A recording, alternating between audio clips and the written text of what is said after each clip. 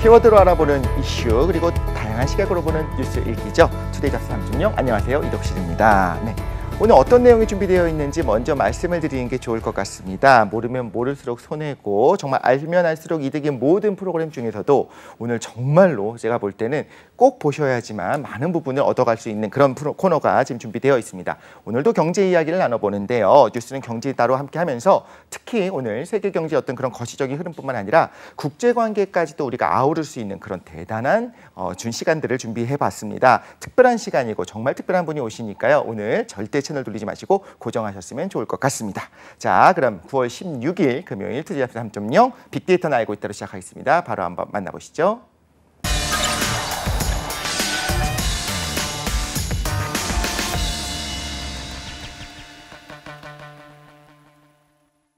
네, 따끈따끈한 소식을 파헤쳐보는 얼리버드 시사 이슈죠. 빅데이터는 알고 있답니다. 제가 투데이 잡스를 진행하면서 가장 좋아하고 총애하는 그런 분들 중 한 분입니다. 네, 이데일리의 김성훈 기자님이 함께하십니다. 어서 오십시오. 안녕하세요. 네, 저희가 둘이서 이제 화면을 보다 보고 이렇게 좀 모니터링을 하다 보니까 우리 둘이 있는 걸 보면서 저도 모르게 조금 시청자 여러분께 죄송하다는 생각이 들 때가 있어요. 죄송하다. 네. 예전에 원래 진행했었던 누구더라? 벌써 이름도 좀 까먹을랑 말랑하는 네, 이현경 아나운서. 지금 방송 시청할 수도 있는데요. 그렇군요. 네. 보고 싶습니다. 네. 우리 영경님. 네. 아나운서님이 없어지니까 뭔가 확실히 허전한 느낌이 있기는 해요. 그렇죠? 맞습니다. 이게 막 너무 이렇게 같이 하던 시간이 또 계속 쌓이고 있었는데 또 갑작스럽게 또 부재하시다 보니까 빈자리를 크게 느끼는데 또 저희가 또 빈자리 느끼지 않도록 저희가 알차게 또 메워갈 수 있도록 저 스스로도 노력하겠습니다. 네, 최대한 채워가면서 빈자리가 또 비워놓긴 해야 되지 않겠습니까? 네, 그렇죠. 빈자리 비워. 약간 좀 아쉬워하시는 부분도 좀 없지 않아 있으신 것 같고요. 아닙니다. 너무 보고 싶습니다. 네네. 항상 어려워. 사실 이제 대본 같은 걸 보면 이제 깨달았어요. 네. 외워야 되는 그런 멘트들 있잖아요. 대부분이 제 거가 없었더라는 거를 대부분 저는 그냥 대충 제 할 말만 하면 됐었었는데 이제는 어떤 그런 정형화된 멘트들을 외워야 되니까 그게 너무 어려워서 시선이 계속 떨어지는 느낌이 좀 있긴 한데 오늘의 빅데이터 어떤 내용이 준비되어 있는지 한번 보면서 이야기 나눠보도록 하겠습니다. 그렇죠. 신당역 제일 먼저 나올 줄 알았습니다. 네. 신당역 사실은 조금 무거운 내용일 수도 있고 좀 조심스러운 부분이 있을 수도 있는데 서울 지하철 2호선 신당역 여자 화장실에서 31살 영무원 A씨가 20대 동료 여성 영무원을 살해한 혐의로 체포가 됐습니다. A씨는 피해자를 지속적으로 스토킹한 혐의 등으로 기소가 됐었고요. 불구속 상태로 재판을 받던 중 1심 선고를 하루 앞두고 이런 또 참극이 발생을 했습니다. 경찰 조사에서 오래전부터 범행을 계획했다고 진술한 것으로 알려졌고요. 범행에 쓰인 흉기도 미리 준비한 것으로 조사가 됐습니다. 현재 경찰은 A씨에 대해서 오늘 구속영장을 신청한 상태인데 이제 영장 실질심사가 열릴 예정이고요. 이르면 오늘 구속 여부가 결정이 될 전망입니다. A씨는 자신의 서울교통공사 입사 동기였던 B씨를 스토킹과 불법 촬영 등으로 지속적으로 괴롭혀 왔었는데요. 지난해 10월 성폭력 범죄 등에 관한 특례법 위반 혐의로 고소당해서 경찰 수사가 시작된 이후 직위 해제됐던 것으로 전해지고 있습니다. 피해자와 입사 동기로 서로 알고 지내던 A씨는 불법 촬영 영상을 유포하겠다고 피해자를 협박하고 만남을 강요한 혐의 등으로 피해자로부터 고소당한 것으로 조사가 됐었는데요. 당시 경찰은 A씨에 대한 구속영장을 신청하기도 했었는데 법원이 이를 기각했었고 불구속 상태로 수사를 받던 중에 좀 이런 안타까운 일이 발생을 했습니다. 지난 1월 B씨에게 합의를 종용하면서 여러 차례 또 협박성 연락을 취했다고도 알려졌는데 이로 인해 스토킹 범죄 처벌 등에 대한 법률 위반 혐의로 재차 고소까지 당했던 것으로 알려졌습니다. 당초 법원은 이 두 가지 사건을 병합해서 1심 선고를 내릴 예정이었는데 불과 하루 전날 이런 일이 일어난 거고 특히 직위 해제 상태였음에도 불구하고 A씨가 공사 내부망에 접속해서 B씨의 근무 시간을 알아냈던 것도 이제 밝혀지면서 좀 충격을 주고 있습니다. 이게 좀 총체적으로 문제가 많았던 것 같아요. 네. 제가 먼저 시작을 해보자면 사실 경찰은 구속을 좀 해야 된다라는 의견이 있었던 거죠. 근데 네. 검찰에서도 그렇게 이야기를 했는데도 불구하고 일단 뭐 도주의 위험이 없다라고 네. 해갖고 이제 그 구속이 되지 않았고요. 네. 그러다 보니까 지금 이렇게 1심 선고를 하루 앞둔 상황이니까 어떤 심리였는지 좀 추측을 해보자면 네. 뭔가 될 것 같다. 형을 살 것 같다. 그러니까 네. 그 전에 내가 복수를 하겠다. 이런 마음이 아니었을까 생각이 들기도 합니다. 그러니까 오래전부터 범행을 계획했다는 이야기까지 자기가 했다고 하고요. 기사를 찾아보니까 뭐 1시간 가까이 네. 기다렸다라고 하는 거 보면 진짜 죄질이 안 좋기도 하고. 네. 그런데 네. 검찰의 구형이 꽤 많았어요. 그렇죠? 네. 형량이 높았는데 그 말은 일단 굉장히 좀 위험한 상황이었고 네. 이 범죄 자체가 그냥 가벼운 범죄는 절대 처음부터 그게 네. 아니었던 걸로 보이는데도 불구하고 불구속 상태였기 때문에 오히려 이런 일이 벌어진 게 아니냐. 구속을 한다던가 혹은 네. 좀 피해자의 어떤 신변 보호를 적극적으로 했으면 이런 비극적인 일은 일어나지 않지 않았을까라고 하는 의견들도 좀 다수 있더라고요. 사실은 뭐 이번 사건을 통해서 또 너무 안타까운 참변이 발생을 하다 보니까 그쵸. 여러 가지 또 문제점이 계속 제기가 되고 있는 건데 앞서 말씀하셨던 이런 좀 흉악한 범죄에 약간 너무 좀 느슨하게 대처한 건 아니냐 여러 가지 방면에서 네. 그렇게 또 얘기가 나오고 있고요. 실제로 좀 찾아보니까 20대 여성 영무원 같은 경우는 얼마나 스토킹과 뭐 어떤 불안감이 시달렸을 거 아니겠습니까? 네. 여러 번의 뭐 상황에 직면하면서 여러 가지 위험 상황에 노출이 됐음에도 불구하고 별다른 신변 보호를 또 제때 받지 못한 것으로 확인이 되면서 또 안타까움을 주고 있는데요. 네. 지난번 신변보호 대상 여성이라던가 그 가족을 살해했던 이른바 김병찬, 이석준 사건 이후에도 여러 차례 제도 개선책 등이 논의가 됐었지만 피해자의 불원 의사 한 번이면 모든 제도가 무용지물 된다는 지적이 또 있었습니다. 네. 전문가들은 안전조치 신청으로 가해자를 대래 자극할까 우려할 수도 있다. 또 이런 얘기도 하고 있고요. 피해자들이 제도를 적극적으로 이용하지 못하는 원인이 무엇인지 분석을 하고 재발 방지 대책을 근본적으로 마련해야 된다 얘기도 지금 나오고 있는 상황입니다. 네, 제도 자체는 잘 되어 있어요. 그럼에도 불구하고 문제는 피해자가 뭐 합의를 했다든가 여러 가지 이유로 불원 원하지 않는다고 한마디만 하면 네. 갑자기 이제 모든 게 해제가 되는 거잖아요. 그렇다면 이게 진짜 원하지 않는 걸까? 네. 아니면 적극적으로 내가 계속적으로 처벌을 적용하게 됐을 때 저 가해자가 어쨌든 간에 뭐 평생 감옥에 있을 거 아니잖아요. 네. 실제로 우리가 이야기를 들었었던 것도 보면 나중에 나오면 두고 보자 이런 식으로 네네. 더 두려움에 떨게 하기도 하고 가족들을 협박하기도 하고 이랬었던 사례들이 있지 않습니까? 그러다 보니까 어떤 제도가 있음에도 불구하고 현실적으로는 도움받기 좀 어려운 상황들이 있다라는 거죠. 거기다 이번에 너무 좀 안타까운 것이 가족들의 이야기를 들어보니까 계속 두려워하기도 했었고 계속 이건 위험하다라는 것을 어필했음에도 불구하고 아무도 모르게 이런 일들이 갑자기 일어났다가 아니고 네. 어떻게 보면 계속 위협을 좀 느끼는 부분이 있었다는 거잖아요. 그런 부분에서 안타까운 부분이 있습니다. 사실 뭐 한 가지 사건이 일어난 후에 뭐 여러 가지 대책을 마련하는 것도 사실 좀 시기상으로 늦은 감이 없지 않아 있지만 이번 사건을 통해서 뭐 서울교통공사 내부망이 직위 해제를 당한 사람이 내부망에 들어가서 네. 그 뭐 동선을 확인을 한다던가 이런 부분에 대해서도 사실 문제점이 지적이 된 바 있었거든요. 그쵸. 그리고 확실히 뭐 스토킹 범죄라던가 그리고 불법 촬영 범죄에 대해서 경각심이라던가 여러 가지 얘기가 나오고 있지만 계속해서 이런 또 흉악한 범죄가 계속 이어지고 있고 네. 이런 부분에 대해서는 좀 계속 사후 약방문 형태로 대처를 하기보다는 네.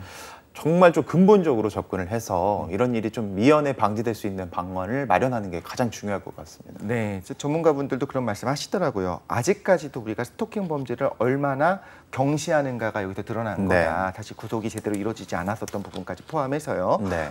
빨리 좀 이런 제도들이 더 개선이 돼서 이런 안타까운 사례가 더 이상 발생하지 않았으면 좋겠습니다. 네. 네, 두 번째 키워드를 좀 보도록 하겠습니다. 57억 비자금이에요. 비자금 이야기는 저희가 좀 많이 하기도 하는데 네. 이번에는 또 57억 꽤 큽니다. 네, 경찰이 납품업체와 거래 내역을 조작을 해서 거액의 비자금을 조성한 혐의를 받는 신풍제약을 15일 압수수색했는데요. 네. 검찰은 경찰에서 용처를 밝히지 못하고 송치한 사건을 다시 한번 들여다보면서 돈이 흘러간 경로를 지금 추적하고 있다고 합니다. 신풍제약 같은 경우는 2010년대부터 장기간 의약품 원료 사업 허위로 거래를 하고요. 원료 단가를 부풀리는 방식을 통해서 약 57억 원 규모의 비자금을 조성한 혐의를 받고 있습니다. 당초 신풍제약의 비자금 규모가 약 250억 원이라는 의혹이 제기된 바 있었는데 서울경찰청 금융범죄수사대에서 1차 수사 결과 57억 원으로 좀 추려졌다 이렇게 이해하시면 될 것 같습니다. 다만 경찰은 비자금 용처는 확인하지 못한 채 신풍제약 임원 A씨를 지난 5월에 특정 경제범죄 가중처벌법상 횡령 혐의로 불구속 송치를 했고요. 회사 법인은 외부감사법 위반 혐의로 역시 또 송치를 했다 이렇게 하시면 될 것 같습니다. 네. 신풍제약 같은 경우는 코로나19 수혜주로 사실 뭐 주식을 하시는 분들은 많이 알고 계시는데 네. 시장에 큰 관심을 받았던 종목입니다. 네. 2020년 2월 3일에 종가 기준으로 6,470원이었거든요, 주가가. 네. 근데 같은 해 9월 21일에 장중 21만 4천 원을 넘으면서 사상 최고가를 경신하기도 했었습니다. 그런데 지난 7월 코로나19 치료제인 피라맥스 국내 이상 결과가 통계적 유의성을 확보하지 못했다는 소식이 알려지면서 주가가 하한가를 직행을 했고 최근까지는 2만 원대 수준으로 아주 크게 떨어진 상황입니다. 거의 10분의 1 가까이가 네. 됐었던 거군요. 근데 용처를 밝히지 못했기 때문에 다시 한번 들여다보면서 다시 압수수색을 통해서 네. 제대로 된 수사를 다시 한번 진행하고 있는 상황이잖아요. 네. 근데 말씀하신 것처럼 주식을 통해서 이번에 많이 알려졌다라고 하는 거는 주식 투자를 하는 분들이 관심을 가졌다는 거고 네. 다르게 말하자면 어떤 신풍제약의 주주들이 네. 또 많았다는 뜻이기도 하잖아요. 네. 근데 여기서 이렇게 비자금 사태가 터졌다라고 하는 거는 실질적으로 원래 주식이라고 하는 거, 주주들의 어떤 그 권리라는 것이 있는 거고 네. 이 회사의 소유를 이제 나눠 갖는 어떤 자본주의의 어떤 중요한 원칙 중에 하나 아니겠습니까? 네. 근데 이렇게 비자금이 형성이 되고 일부가 독차지했다라고 하는 거는 건전하게 주주들을 위한 어떤 그런 뭐랄까요? 이런 것들이 잘 제대로 되지 않은 거죠. 제일 굴러가지 않은 상황인 거죠. 맞습니다. 이 상장사거든요. 네. 상장사고 이 상장사에 대한 관심이 많고 내가 뭐 자금을 투자해서 일반 주주들이 생겨난다는 것은 네. 뭐 기업의 뭐 건강한 뭐 성장을 바라는 건데 그렇죠. 사실은 뭐 여러 가지 이런 지금 앞서 말씀드린 사태가 터지면서 코리아 디스카운트 문제도 지금 주도적으로 얘기가 나오고 있거든요. 네네. 코리아 디스카운트라고 하는 것은 한국의 상장 기업의 주가 수익 비율, 이제 퍼라고 하는데 PER, 네. 주가 장부가 비율인 PBR이 외국 상장 기업에 비해 상당히 낮은 것을 말합니다. 이러한 지적이 나오는 이유가 무엇일까 한번 살펴보면 지배주주라는 게 결국 고액 보수와 개인 회사에 대한 일감 몰아주기, 계열사 간 불공정한 합병 비율 등 다양한 방식으로 본인 지분 비율을 초과해서 상장기업 이익을 편취하기 때문이라는 분석이 나오고 있는데요. 네. 전문가들은 기업 이익이 모든 주주에게 지분 비율에 따라 비례적으로 돌아갈 수 있도록 일반 주주를 위한 보호 대책을 강화할 필요가 있다 이렇게 좀 지적하고 있습니다. 말하자면 주주들을 위한 혹은 기업 전체를 위한 어떤 이익을 최대로 하는 그런 건전한 네. 제도가 마련이 되어 있고 그렇게 굴러가는 것이 아니라 네. 지금 우리나라 입장에서 좀 부끄러운 겁니다. 그렇죠? 네. 지배주주들 일부에게 더 좋은 방식으로 편법들이 횡행하고 있고 네. 그러다 보니까 코리아 디스카운트라는 용어가 있다라는 거잖아요. 네. 좀 부끄럽긴 하네요. 근데 외국의 경우에는 그렇지 않고 이 부분에 대한 좀 감사가 좀 엄격하게 잘 되고 있는가 봐요. 맞습니다. 뭐 사실 뭐 우리나라와 뭐 외국 기업을 뭐 지금 적확하게 딱 뭐 동일선상에서 비교하기 좀 어려운 부분이 있는데 네.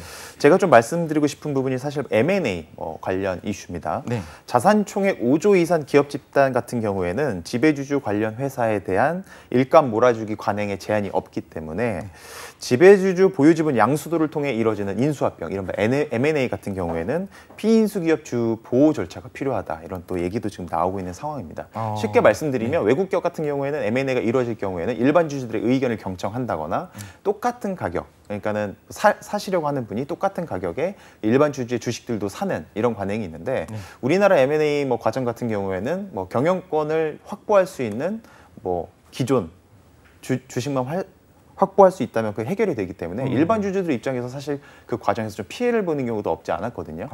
이번 기회를 통해서 좀 그런 부분에 대한 개선책, 사실은 대선에서도 윤석열 대통령께서 그 대선 후보 시절에 이런 부분을 또 지적하고 개선책을 마련하겠다 얘기도 있었기 때문에 네. 앞으로 좀 흐름이 어떻게 진행될지 지켜보시면 좋을 것 같습니다. 제도 부분인 것도 중요하지만 어떤 기업 문화에 대한 부분도 있을 수 있겠네요. 맞습니다. 기본적인 사회 분위기 자체가 이거는 이 기업은 누군가가 독점하는 기업이 아니라 기본적으로 상장 회사라고 하는 거는 네. 주주들이 같이 그 비율대로 나눠서 같이 운영하는 회사야라고 하는 인식이 있느냐, 아니면 어쨌든 간에 이건 내 거야, 우리 네. 거야 이렇게 작은 규모로 생각하느냐, 이런 차이도 좀 있을 것 같다는 생각이 추가로 듭니다. 한 가지 말씀드리면 어제 저희가 그 얘기를 좀 나눴던 ESG 관련 테마로도 부합이 되는데요. 네네. ESG 중에 뭐 어떤 게 제일 중요하냐 이런 질문을 물어볼 때가 있는데 네. 뭐 환경이 중요하다, 사회가 중요하다 하는데 사실 그 G라고 하는 게 뭐 지배구조 관련 얘기도 있거든요. 네. 기업을 얼마나 건강하게 유지하느냐, 그리고 기업을 얼마나 건강하게 경영하느냐에 따라서 사실은 이게 또 여러 가지 경영 체계라던가 뭐 다른 부분에 있어서 영향을 미치기 때문에 네. 우리나라에 지금 발생하고 있는 이런 조금 안타까운, 어떻게 보면 조금 뭐 수준이 좀 떨어지는 이런 네네. 상황들이 조금 개선이 돼야 될 것 같다, 이런 생각을 좀 합니다. 네, ESG가 이번에 요즘 계속 이슈가 되는 이유 중에 하나로 제가 들었던 거는 왜 오래가는 기업들, 정말 오래가는 기업들은 왜 이렇게 오랫동안 갈 수 있을까를 좀 봤더니 네. 이런 부분들이 좀 잘 되어 있기 때문이었다. 그때 근시안적으로 봤을 때 내가 여기 한탕 수익을 얻고 빠지겠다 이게 아니라 네네. 이 기업 자체를 좀 더 네. 건강하게 키워가려고 하는 그런 기업들이 오래가더라라는 거였잖아요. 이 맞습니다. 부분에 대해서 우리 모두가 지금 관심이 좀 집중되고 있기 때문에 사실 코리아 디스카운트라는 말이 좀 빠르게 사라졌으면 좋겠다라는 맞습니다. 생각이 듭니다. 네, 마지막 키워드로 넘어가도록 하겠습니다. 5성급 공항, 저 알 것 같습니다. 네. 우리의 인천공항 아니겠습니까? 맞습니다. 별이 5개 붙으면 일단 뭐 최고 대우를 받는다, 그쵸. 최고의 평가를 받았다, 이렇게 이해하시면 될 것 네, 같은데. 삼성보다 높은 5성이죠. 네. 인천국제공항이 세계 최초이자 유일한 5성급 공항으로 이름을 올렸다는 소식입니다. 인천국제공항은요, 현지 시각으로 14일 폴란드 크라쿠프 항공박물관에서 국제공항 협의회 주관으로 열린 고객 경험 글로벌 서밋에서요, ACI 고객 경험 인증 프로그램 가운데 최고 단계 5단계를 수상했다고 합니다.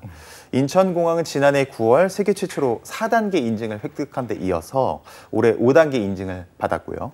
개항 4년 만인 2005년부터 2016년까지 ACI에서 실시하는 세계 공항 서비스 평가, 이른바 ASQ 1위를 무려 12년 연속으로 달성하는 진기록을 세우기도 했습니다. 예, 뭔가 이제 인천공항은 저희가 한 번씩 가게 되면 뭔가 대단하다라는 생각이 들긴 하잖아요. 네. 그 이전에 이제 김포공항 우리 다녔었는데 네. 그 이후에 갔을 때 의리의리합니다. 네. 우리가 제2공항 제2청사까지 같이 만들어지면서 그 서비스 자체도 외국 분들도 굉장히 놀랐다고 해요. 어떻게 네. 이렇게까지 잘할 수 있을까? 잘 만들어 놓을 수 있었을까라는 생각을 하는데, 아, 과연 1등을 했고 그것뿐만 아니라 최고 단계를 유일하게 수상을 한 거잖아요. 네. 그렇죠. 저도 이제 홈페이지에 들어가서 확인해봤더니 너무 궁금해갖고 아, 그랬더니 이제 이번에 최고 단계 5단계를 수상하는 것이 우리가 처음이었고 최초였고 네. 그러다 보니까 이제 내년에는 이 회의에 대한 호스트가 또 인천공항에서 열린다고 하더라고요. 그래서 이제 따라올 테면 따라와봐. 우리가 네. 먼저 앞장설게. 너희들도 한번 따라와봐 하면서 이제 같이 가는 걸도 좋은 것 같고요. 사실 12년 연속으로 계속 지금 좋은 평가를 받고 있는데, 그리고 5단계까지 이제 하나씩 별 하나씩 늘어나는 거 같지 않습니까? 네. 이게 좋은 성과가 있었는데 이게 계속 잘 유지가 되면서 또 상생하면서 좀 잘 갔으면 좋겠다. 계속 칭찬받는 공항이었으면 좋겠다는 생각이 듭니다. 저는 개인적으로 인천공항이 이렇게 높은 평가를 받을 수 있었던 이유는 인천공항에 뭐 근무하시는, 그리고 인천공항을 아름답게 만들어주시는 여러 임직원분들의 역할이 있었다고 생각을 하거든요. 그렇죠. 네. 저는 뭐 공항을 방문할 때마다 뭐 비행기 타는 마음에 설레기도 하지만 뭐 열심히 청소하시는 분이라던가 아니면 뭐 보안이나 안전을 위해서 열심히 일하시는 분들 보시면서 감사함을 느낄 때가 있었거든요. 네. 이분들이 별 5개 공항을 만든 것 아니냐, 이런 생각을 좀 조심스레 해봅니다. 네, 맞습니다. 근데 저도 사실 그 말씀을 드리고 싶었었어요. 이렇게 계속적으로 좋은 평가가 있는데 사실 다른 이슈들이 좀 있지 않았습니까? 어쩌면 네. 외국에선 잘 모를 수도 있는 어떤 사례들, 다른 사례들이 좀 불거져 나오면서 속상한 마음들이 있었거든요. 네. 우리 마음속에 우리 인천공항이라고 하는 것이 그냥 단순한 우리나라의 어떤 허브 공항으로서 가장 네. 뭐 최고의 공항으로서 기능하는 것뿐만 아니라 좀 윤리적인 문제에 있어서까지 네. 최고의 공항이었으면 좋겠다는 바람이 있기 때문에 우리는 5성에다가 하나 더 붙여서 정말 우리가 생각하는 윤리적인 공간까지 포함한 6성급 공항으로 계속 네. 지금부터 끝까지 갔으면 좋겠다는 바람을 맞습니다. 한번 보태보면 좋겠습니다. 네, 빅데이터는 알고 있다. 지금까지 이데일리의 김성훈 기자님과 함께했습니다. 감사합니다. 감사합니다. 네, 저희는 잠시 후 2부 뉴스는 네모다로 돌아오도록 하겠습니다.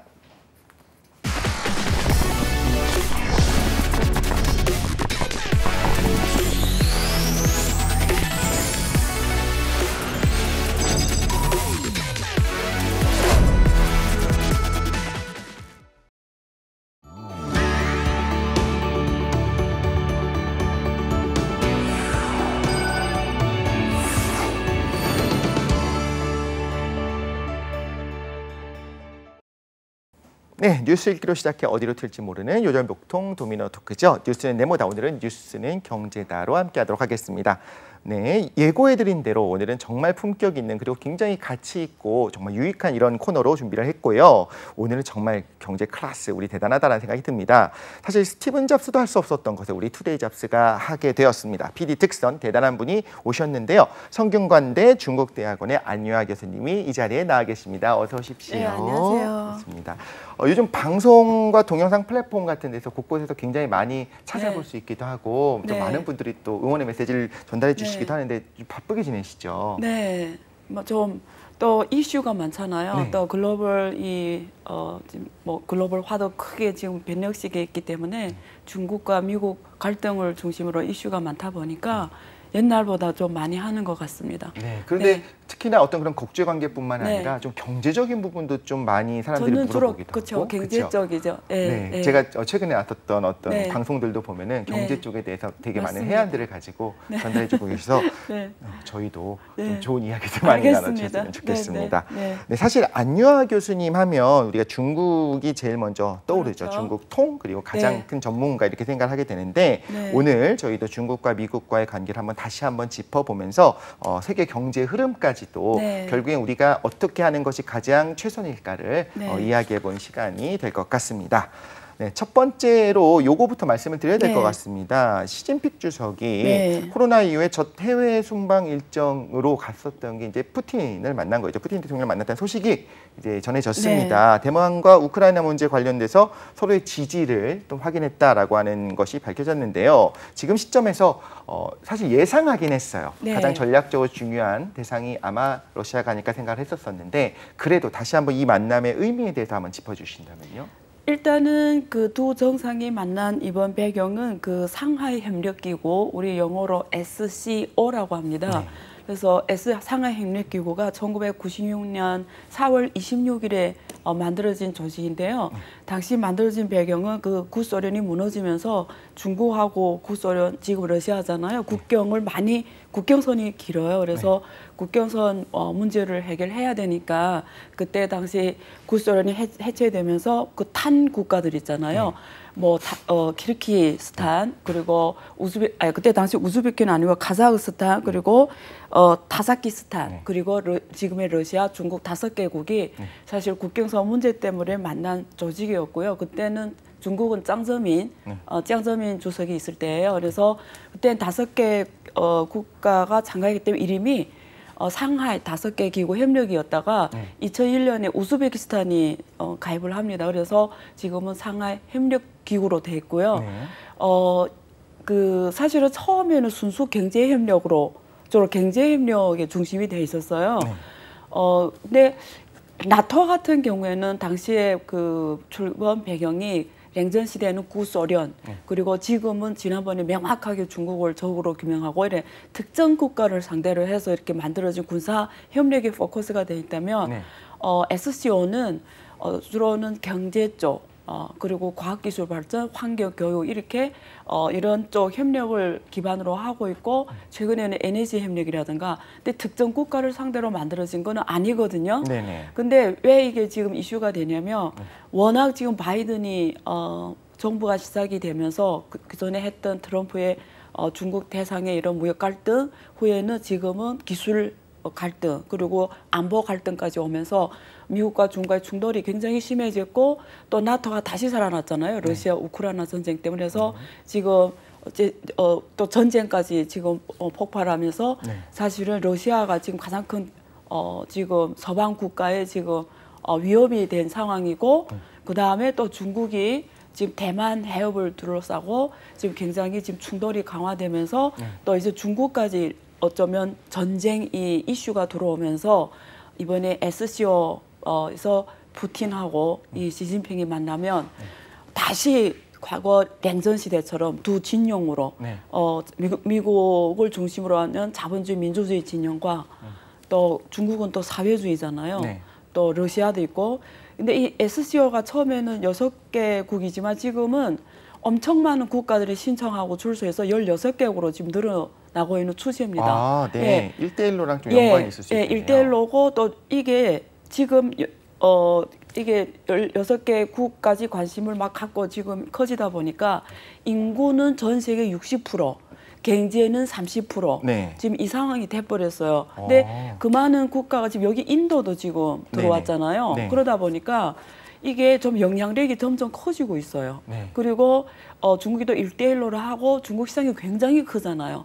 근데 저기 지금 이번에 방문한 우즈베키스탄 이런 나라도 내륙에 있고 시장이 작고 굉장히 이러다 보니까 중국의 경제 협력을 굉장히 중요시하게 생각합니다. 그래서 이번에 푸틴도 지금 두 분이 만난 걸 보니까 내용이 에너지 협력을 강화하겠다. 푸틴은 그랬거든요. 네. 그래서 지금 굉장히 경제가 중요하잖아요. 네. 저 푸틴 대통령한테는. 그래서 지금 나온 메시지를 보니까 에너지 협력을 강조하겠다 이렇게 말을 했고, 그다음에 시진핑은 그 당시에는 경제 협력에 방점을 맞췄어요. 이유는 러시아하고 우크라이나 전쟁에서 중립을 계속 스탠스를 해왔기 때문에 서방 세계의 자극을 피하는 거죠. 근데 사후에 만남에서 나온 얘기, 중국 쪽의 뉴스에서 나온 건 뭐냐면 시진핑이 강조한 두 나라가 핵심 이익에 관해서 협력을 강화한다고 표현을 했어요. 네. 중국어로核心利益, 핵심 이익. 그게 굉장히 깊은 뜻이 있어요. 그러니까 핵심 이익이란 건 지금 핵심 이익이 뭐가 있습니까? 중국한테는 미국과의 갈등 플러스 대만. 이게 중국이 가장 지금 중요한 하나의 중국, 가장 중요한 핵심이잖아요. 그래서 푸틴이 그런 말을 했어요. 우리는 하나의 중국을 지지하며 그리고 미국과 그 주변 위성 국가들의 이 간섭을 우리는 질타한다 뭐 표현을 그렇게 했고 그다음에 그 시진핑은 핵심 이익을 같이 하자라는 건 지금 뭐 말은 명확하게는 안 했지만 러시아 핵심 이익이 지금 뭡니까? 우크라이나 전쟁이잖아요. 그래서 옛날에는 굉장히 조심스럽게 좀 명확하지 않게 스탠스가 지금 막 대만 문제가 이슈오면서 강력하게 이제는 러시아하고 손을 잡고 그리고 SCO 국가들을 동원해서 어쩌면 나토에 대항하는 그런 이게 사실 안보 쪽에 이제 이슈가 더 커지게 된 거예요. 네네. 네. 지금 말씀하신 걸 들어보면 네. 사실상 뭐 신냉전 시대가 지금 오고 있는 느낌인데 네. 원래는 경제 협력으로 네. 시작을 했었는데 네. 사실 아무도 생각하지 못했던 러시아 우크라이나 전쟁이 나기 시작하면서 그러면서 동시에 사실 대한해협에서의 문제들이 좀 불거졌죠. 그러다 보니까 느낌상 중국 입장에서도 사실 중립의 스탠스를 계속 취하고 싶었는데 지금 뭔가 이게 중국 입장에서는 도발이 계속 있다 보니까 좀 어쩔 수 없이 뭐랄까 두 나라가 뭉치는 것 같은 느낌이 되면서 처음에 경제 협력으로 시작했지만 이제는 군사를 포함한 어떻게 보면 일종의 좀 블록화가 되고 있는 느낌이 있기도 하네요. 네네. 그래서 지금 제 생각에는 지금 이 상황이 계속 가면 과거에도 그랬잖아요. 미국이 있었고 나토 중 서방 진영이 있었고 그때 당시에 소련 또 중심으로 해서 사회주의 진영에서 완전 냉전이었잖아요. 서로 아예 수교도 안 맞고 완전히 깎자 놀았잖아요. 근데 이대로 계속 가면 불가피하게 러시아하고 중국 중심으로 그다음에 중국은 또 시장까지 크니까 또 이쪽이 하나의 경제 국가 안보 포함해서 하나의 군사 협력, 경제 협력으로 에너지 협력까지. 근데 중국의 입장은 왜 이렇게 할 수밖에 없냐면 지금 러시아는 막 서방이 제재에 또 돌아갈 수 있는 이유가 사람들이 일상생활에서 제일 중요한 게 에너지입니다. 그러니까 에너지 독립 국가예요. 서방이 묶어놔도 에너지가 독립으로 돼 있기 때문에 돌아갈 수가 있는데 넘쳐나죠. 중국은 문제는 뭐냐면 만약에 서방이 딱 막아놓으면 에너지를 중국은 자급자족이 안 됩니다. 수입이 안 돼요. 그러면 에너지를 수입을 해야 되는 국가고 수입을 하려면 달러가 있어야 돼요. 그래서 딱 막아놓으면 이 러시아하고 다른 상황이거든요. 그래서 중국 입장에서는 에너지 안보가 국가 안보거든요. 그리고 러시아 입장에서는 지금 사실 전쟁이 오래 가면서 군사 이런 압력이 되게 지금 커지고 있어요. 뭐 군대를 포함해서 무기를 포함해서 그래서 사실 중국 쪽이 그런 협력을 원해요. 근데 중국은 서방 눈치를 보거든요. 그러니까 좀 이 스탠스가 애매모호하게 취하고 그다음에 또 재미있는 거는 푸틴도 그래요. 사실은 구소련 시대부터 이 중국과 대만의 문제에 구소련부터 시작해서 간섭 이렇게 민감하니까 간섭을 안 하려고 해요. 피하려고 해요. 굳이 말하지 않는 거죠. 왜냐하면 일본이 또 이렇게 그 사이에 있으니까 그 러시아는 일본을 되게 견제하거든요. 그럼 괜히 대만 문제에 끼어들었다가 일본이 어차피 미국 쪽이니까 이게 또 러일 전쟁이 될 수도 있고 이게 안보하고 연결해서 이 문제를 피하려고 합니다. 네. 그러다 보니까 둘이 각자 시진핑은 시진핑대로 이해가 있고 또 러시아는 러시아대로 이런 또 애매모호한 자세를 취하는 거예요. 원래 네. 이 대만 문제에 있어서는. 네. 근데 이번에 좀 푸틴이 좀 전향적으로 대만 문제를 확실하게 우리는 하나의 중국을 지지하고 미국과 이번에 그 펠로시 의장한 걸 의도적으로 비판하는 표현, 미국과 그 위성 국가들의 뭐 이런 간섭을 이런 걸 어떤 반대한다는 목소리를 확실히 냈잖아요. 네. 근데 어쨌든 두 정상의 이번 분위기를 보니까 너무 자극적으로 서방 세계에 자극을 주지 않으려고 하면서도 네. 예를 들면 이런 식이죠. 그러면서도 얘네가 계속 이대로 나가면 우리는 불가피하게 손을 잡을 수 없고 발 수밖에 없고 군사까지 이제는 더 강하게 해면 이런 메시지를 또 던지는 이번에, 이런 그 느낌을 받은 거죠. 그럼 예. 좀 정리하면 네. 미국이 최강대국이라고 하는 거에 대해서 사실 객관적으로 알고 있었고 그렇죠. 그렇기 때문에 서로 어느 정도 눈치 보면서 중립적인 스탠스를 취하고 있었는데 맞습니다. 이런 표현이 적합한지 모르겠지만 네. 좀 어쨌든 궁지에 몰리게 되다 보니까 네. 그럼 이 나라들 입장에서 네. 러시아와 중국 입장에서도 살 길을 찾아야 되는 네. 거고 지금까지 우리가 취하고 있는 그 가지고 있는 어떤 파일을 가져가야 되다 보니까 어떻게 보면 어쩔 수 없이 우리가 블록을 만들 수밖에 없더라라고 네. 하는 흐름으로 지금 가고 있는 거로 보인다는 그렇죠. 말씀이신 거죠. 그리고 중요한 거는 그 안에 지금 반미 전선 국가들 다 들어왔다는 거예요. 그죠. 아프가니스탄, 뭐 네. 이란. 그래서 원래는 이 나라들 이 나라들 특징이 뭐냐면 네.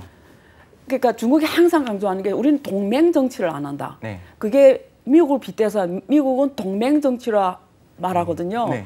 근데 우리는 동맹 정치를 안 한다 이랬는데 지금은 동맹 정치로 가는 국면이 돼버린 거죠. 적의 적은 나의 네. 친구처럼 느껴지는 네, 게 맞습니다. 있어요. 맞습니다. 근데 예. 지금 교수님 말씀하신 것 중에 지금 딱 들었던 네. 게 러시아는 일본을 네. 견제하고 네. 중국과 러시아는 지금 협력을 하기 시작했고 네. 사실 그렇게 가까운 나라는 아니었지 맞습니다. 않습니까? 맞습니다. 국경 분쟁도 예. 있었고 예. 대만도 문제가 그렇죠. 껴있잖아요. 예. 그 나라들에 둘러싸여 있는 게 대한민국 아니겠습니까? 맞습니다. 그 사실은 이걸 그냥 전 교과서에서 본다면 그 되게 흥미롭게 볼 것 같아요. 아, 이게 어떻게 흘러갈까? 근데 바로 우리 주변 나라들이에요. 그리고 맞습니다. 우리 경제, 교역에 있어서 그렇죠. 제일 큰 나라는 또 중국이고요. 그렇죠. 예. 거기다 지금 미국이 주도해서 사실 한국, 일본, 대만과 만들려고 이제 반도체 공급망 협의체, 이제 치포 동맹을 하려고 했는데 이것 자체도 쉽지 않은 상황이 되고 있는 겁니다.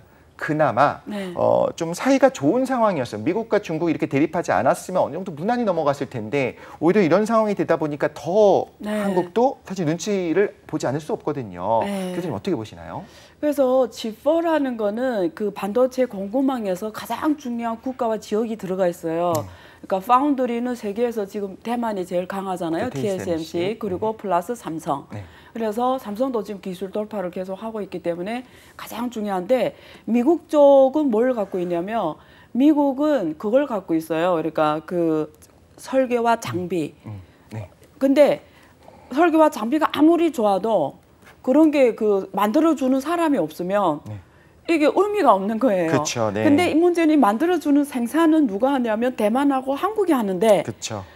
이게 다 중국하고 이웃 국가인 거예요. 바로 옆에 있는. 네. 네. 그러니까 여기서 어떤 군사적 충돌이나 뭐가 생기면 우리가 아주 극단적으로 왜냐면 위험을 해제 극단적으로 생각하면 혹시나 전쟁이 일어나면 예를 들면 뭐 대만이 뭐 그런 일은 없겠지만 예를 들면 핵이 떨어졌다 이러면 거기 TSMC가 없어지면 예를 들면 뭐 시설이 뭐 하게다 이러면 전 세계가 스톱이 되는 거죠. 네, 네. 지난번에 한국의 여소수 대란이 온 것처럼 네. 스톱이 되는 거죠. 그리고 미국도 돌아갈 수 없는 거죠. 네. 그냥 설계와 장비 갖고 있어서 만들어낼 수 있는 건 아니죠. 네. 그러니까 지금은 이 치폰 같이 손을 잡았지만 이게 지금 군사 안보 우려까지 확장이 되면서 이게 지금 일본도 그렇고 한국도 그렇고 굉장히 지금 여기에서 한국도 메모리가 또 강국이잖아요. 그쵸. 그래서 실제로 이 G4가 협력하면 반도체 공급망은 90% 이상을 장악한 거거든요. 네. 그래서 힘이 굉장히 막강해 보이는데요. 네. 첫 번째 포인트 막강해 보이지만 이게 이 주변 국가의 군사 출동과 군사 안보가 나오면 혹시라도 이제 말은 극단적 상황이 연출되면 전 세계가 스탑이 되는 상황이 일어나는 거죠. 네. 예, 그러니까 이게 지금 굉장히 지금 경제 안보, 군사 안보, 민주주의 문제 뭐 이렇게 막 한데 막 뭉치면서 이게 사실은 굉장히 진전이 어려운 상황이 있고요. 두 번째 이런 상황을 다 빼더라도 네. 아주 쉽게 경제학적으로 원리를 풀어드리면 그 반도체라는 건 어떤 산업이냐면 디지털 경제에서의 핵심입니다. 그죠? 네, 그렇죠. 이 디지털 경제 우리가 미래 4차 산업이라 하고 미래 기술 분야, 미래 반도체 중심 산업 생태계는 뭘 먹고 사냐면 아이디어를 먹고 살거든요. 네. 그러니까 우리가 경제라는 거는 이런 생활 필수품, 옷, 뭐 이런 뭐 농산품, 뭐 이런 물질적 이런 생산품도 있지만 사실 우리가 게임을 하거나 오늘도 이런 콘텐츠를 하거나 이런 것들은 아이디어로 먹고 사는 산업이에요. 네. 머리로, 네. 그럼 IP, 뭐 특허라든가 R&D라든가 이런 것들로 이게 핵심 부가가치입니다. 네. 근데 이런 물건, 신이나 가방이나 이런 거는 하나 팔면 하나 돈을 벌어요. 그렇죠. 그러니까 일단 생산이 돼야 돼요. 네. 생산이 공급량이 있어야 매출해서 이익을 남기는 구조인데 이 머리 쓰는 일은 뭐냐 한 번 쓰면 나머지는 그냥 지재권으로 그 특허 기간 동안 마음대로 돈 버는 거예요. 그렇죠. 알아서 굴러가죠. 예, 네. 한 번 머리 쓰면 나머지는 돈이 계속 들어오는 건 특징이 예를 들면 구글 네. 플랫폼이 한 번 만들어지니까 전 세계 구글 많이 쓸수록 구글은 힘이 막 강해지는 거. 그렇죠. 그냥 한 번 머리 쓴 거잖아요. 네. 그러니까 이런 경제의 특징은 뭐냐면 앞에서 이런 물류 생산 제조업체의 특징은 생산이 중요해요. 네. 생산이 가치를 결정하는 구조라고 하면 이런 그 플랫폼 경제, 아이디어 경제, 이런 지재권 경제, 특허 이런 쪽은 소비가 가치를 결정해요. 아, 오히려요. 네. 네. 많이 쓸수록 가치가 올라가는 거예요. 네, 그렇죠. 우리가 모든 플랫폼이 그렇잖아요. 지금 메타버스에 한국이 지금 제페토 갖고 있잖아요. 한국 인구는 5,400만 명인가 지금 그렇게 되지만 네. 제페토에 가입한 회원 수는 지금 3억 명이 넘었거든요. 네. 그러니까 경제 영토가 3억 명이라는 거죠. 그럼 앞으로 만약에 중국의 웨이챗이나 중국의 웨이챗 중국의 한국의 카카오톡이거든요. 네. 지금 전 세계 12억이 넘었거든요. 네.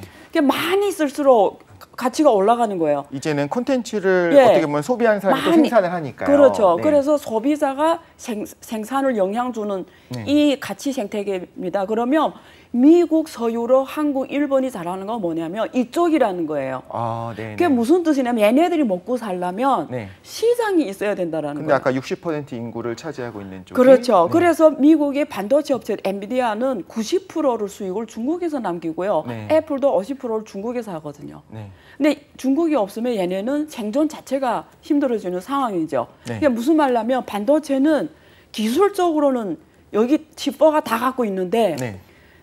이게 IP 산업이다 보니까 소비가 이 산업의 가치를 결정하다 보니까 근데 소비는 누가 해주냐?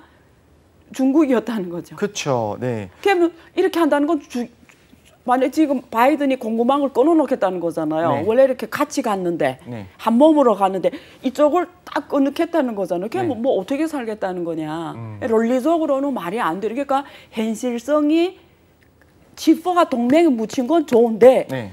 현실적으로 계속 갈 수 있냐는 퀘스천이라는 거죠. 그리고, 왜? 소비가 가치를 그쵸. 창조하는 산업인데. 공급망을 끊게 되면 네. 당연히 이제 소비하는 국가들, 네. 이제 콘텐츠를 만드는 국가죠. 그렇죠. 그 나라 입장에서는 네. 그럼 우리끼리 하겠다. 맞습니다. 그렇게 되는 거예요. 그런데 네. 문제는 이제 아까 말씀하신 네. 그 파운더리 같은 경우에는 네. 만에 하나 있어서는 안 되겠지만 어떤 이유로 인해서 만약에 마비가 되게 되면 네. 바로 복구가 되는 것도 아니고 그렇죠. 굉장히 노하우가 필요하잖아요. 네. 사실 이번에 봤을 때 포스코에 네. 그 수해가 나고 나니까 이게 한번 정상화되는 데까지 또 굉장히 오래 최대 몇 걸렸어요. 년까지 걸릴 수 있다고 하는 그게 것들을 보다 공급망 문제 보니까 그래요. 네. 그런데 오히려 교수님 말씀을 듣다 보니까 오히려 네. 결국엔 공동 운명이잖아요. 그렇죠. 정치적인 부분, 어떤 군사적인 부분을 떠나서 같이 가야 되는 거죠. 그러면 네. 오히려 억제력이 작용하지 않을까라는 이게 희망 섞인 생각을 맞습니다. 해볼 수 있거든요. 좋은 말씀 하셨어요. 그래서 이게 민주주의 국가의 특징은 뭐냐면 야당, 여당이 있잖아요.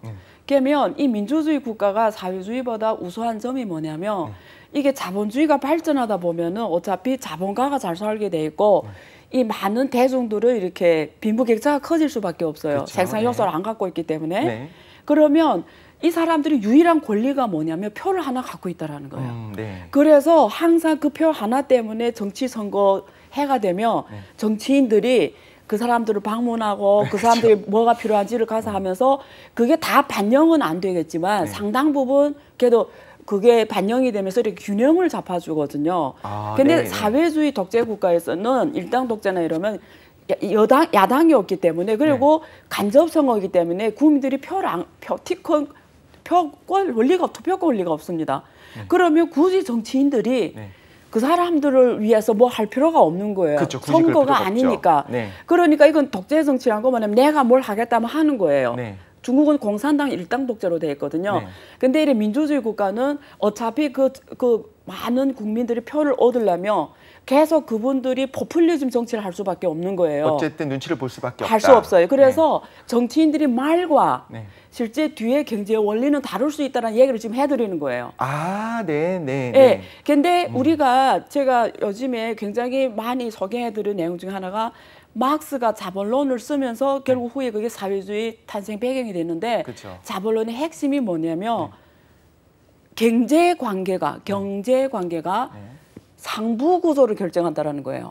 이 말은 쉬운 말로 하면 부부간에도 돈 벌어오는 사람이 집안에서 말빨이 더 세다라는 거고 사회 조직에도 기업 내도 네. 돈을 버는 부서가 힘이 세다라는 그쵸. 거예요. 네. 국제 정치도 그렇다는 거예요.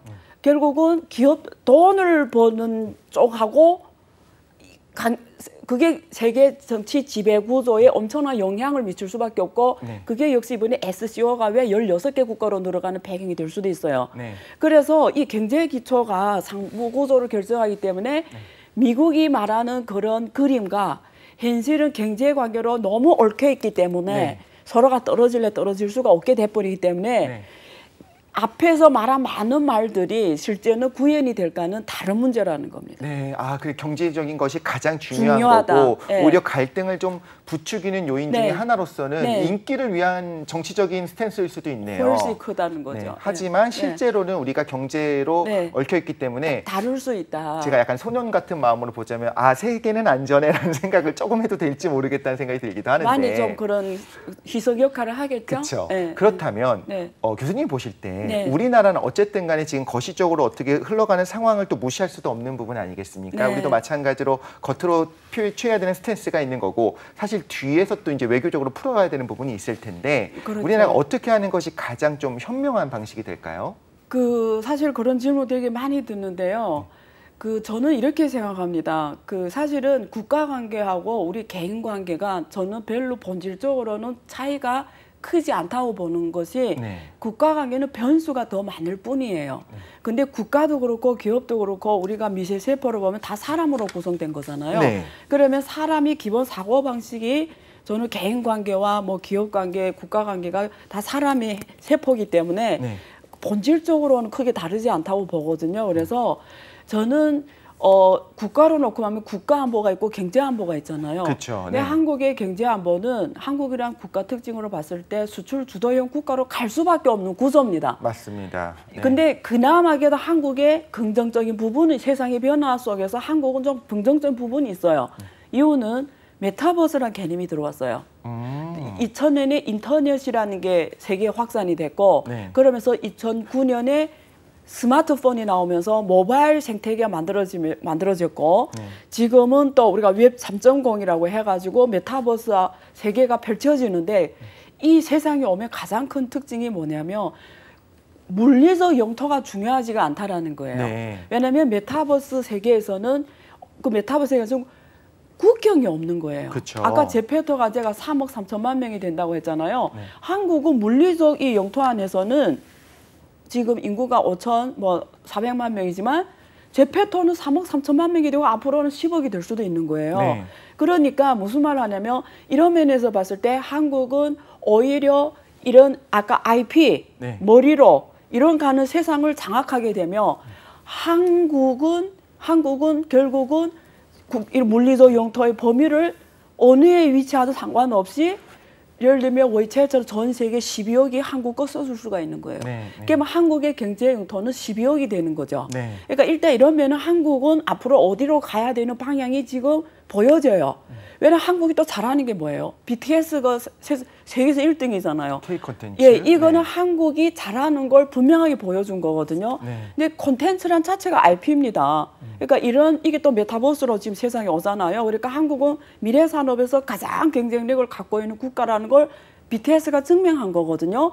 근데 때마침 여기는 국경이 없는 거잖아요. 그래서 네. 이런 쪽 산업을 굉장히 전략적으로 해야 된다. 네. 두 번째, 메타버스에서 지금 없는 게 뭐냐면 사람들 거기서 막 깡총깡총 뛰어다니고 뭐 거기서 기타도 치고 뭐 어떤 그룹도 만들어 강연도 할 수 있고 거진 구현이 됐는데 메타버스 금융 생태계는 안 만들어졌어요. 네. 근데 한국이 마침 이 실물 금융 세계에서는 한국은 금융이 어쩌면 후진국이라 표현을 쓰기는 좀 그렇지만 잘하는 국가는 아니잖아요. 워낙 파워가 그렇게 많지 예, 않죠. 전통 금융 국가는 지금 도시로 봤을 때 뉴욕, 런던, 싱가포르, 홍콩이잖아요. 네. 근데 홍콩이 지금 중국 그 본토 체제에 급격하게 들어오면서 아시아에서 홍콩이 금융 허브가 지금 많은 도전을 받습니다.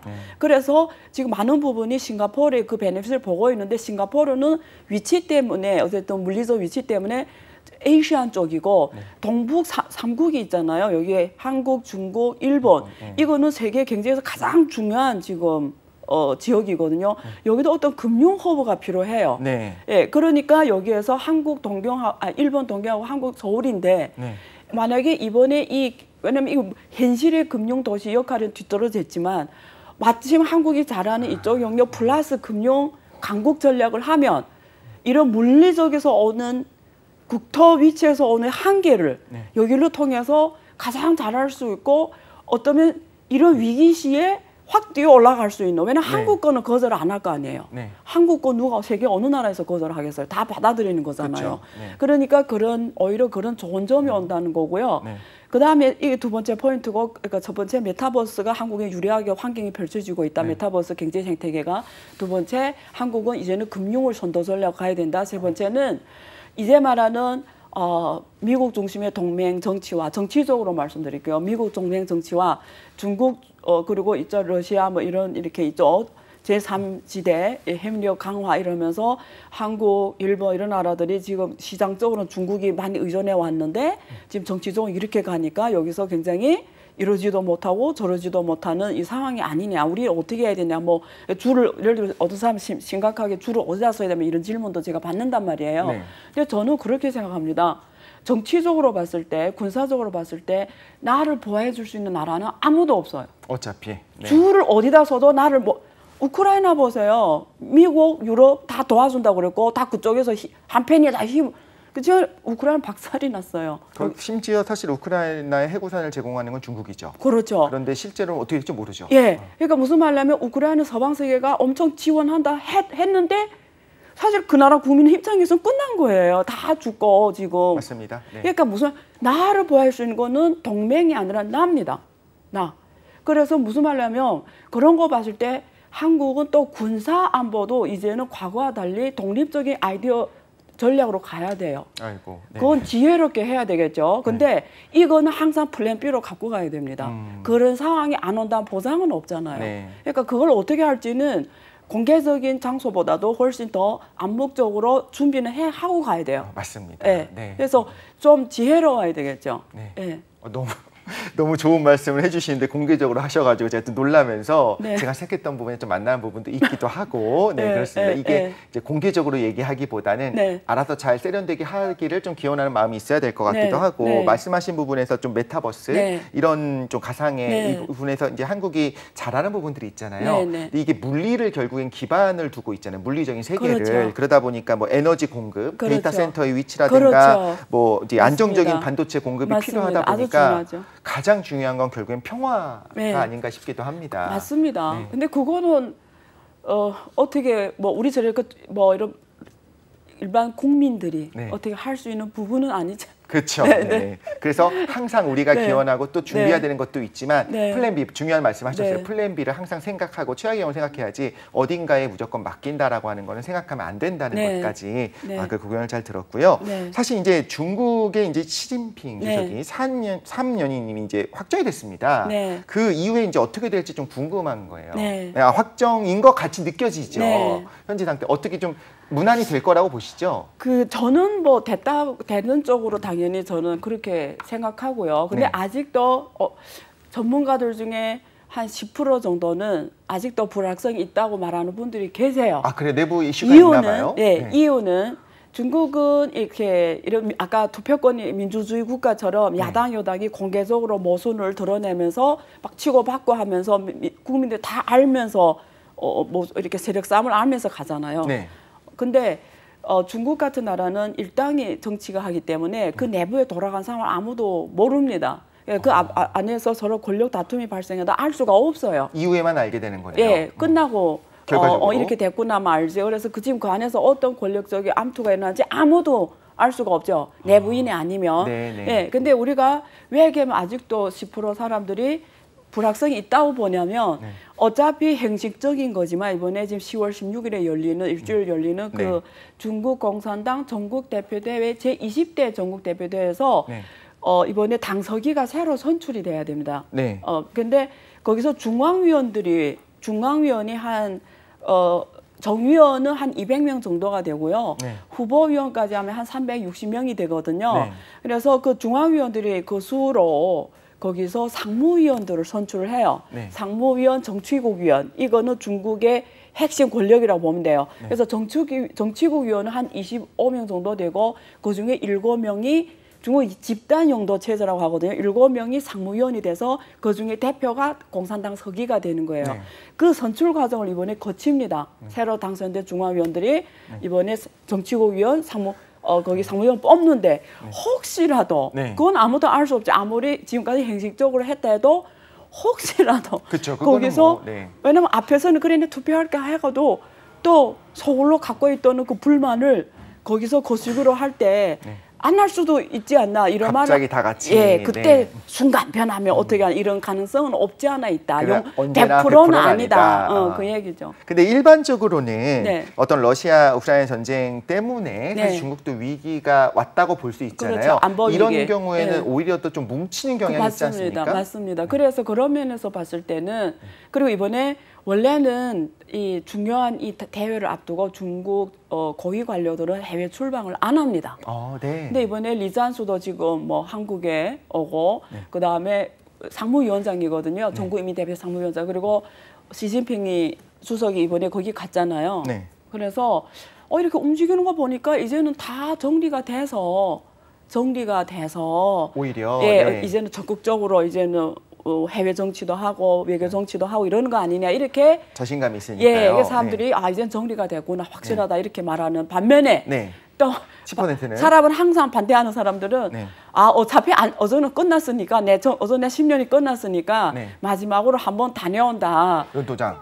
네. 그런 사원에서 어제는 끝났으니까 마음 편하게 나간 거 아니냐 또 이렇게 말하는 분들도 있어요. 어쨌든 5% 10%의 가능성 언제나 예. 있는 거고요. 근데 저는 전자라는 거죠. 그러니까 질문하신 대로 중국은 오히려 지금 역대 이래 가장 큰 경제 지금 경제가 굉장히 다운되고 있잖아요. 경제 샥이 리스크 오고 있고 그리고 정치적 리스크 그리고 지금 서방 세계의 또 이런 여러 가지 제재 그러면서 에너지 안보, 환경 문제, 남중국해에서 이런 영토 해양 세력 싸움 문제, 그다음 대만 이것까지 지금 막 겹치면서 오히려 뭉치죠. 예, 뭉칠 수밖에 없는 이런 환경에서 한 리더를 바꾼다라는 거는 쉽지 않은 것 쉽지 같습니다. 않은 것 같아서 저도 전자라고 생각하는 겁니다. 그럼 교수님 말씀하신 것처럼 네. 이제 그러니까 95%로 네. 90% 네. 95%로 네.